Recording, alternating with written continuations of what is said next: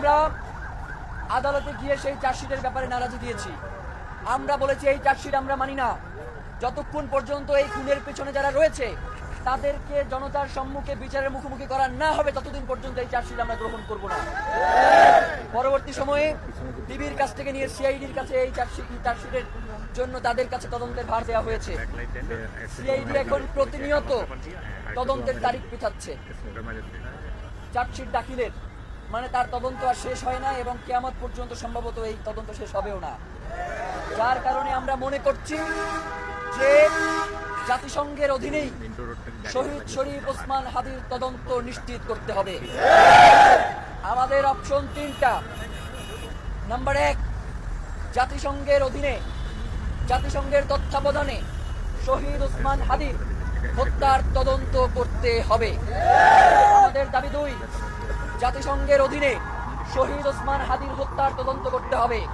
আমাদের দাবি 3, জাতিসংঘের অধীনেই শহীদ ওসমান হাদির হত্যার তদন্ত করতে হবে। এর বাইরে আমাদের কোনো দাবি নাই।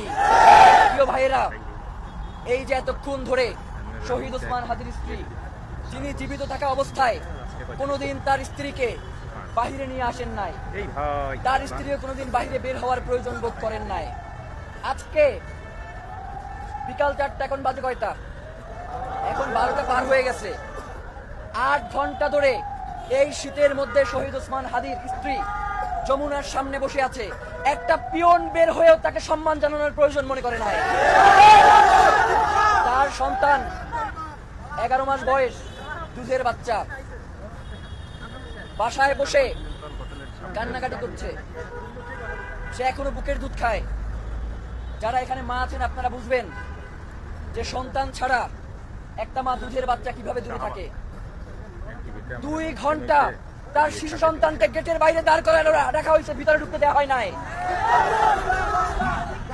প্রিয় ভাইয়েরা, আপনাদেরকে একটা কথা বলি।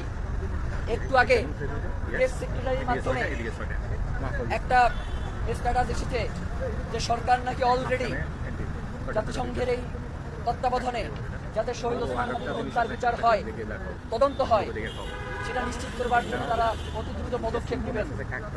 এই সরকারি শহীদ ওসমান হাদির হত্যার বিচার তার মেয়াদের আগে করবার জন্য অঙ্গীকার করছিল না? সে সেই ব্যাপারে কোনো কিছু করতে পারছে? এখন তার এই স্ট্যাটাসে আশ্বস্ত হয়ে আমরা বাসায় ফিরে যাব? যতক্ষণ পর্যন্ত এই চিঠি ইস্যু না হবে ততক্ষণ পর্যন্ত আমরা রাজপথে থাকবো।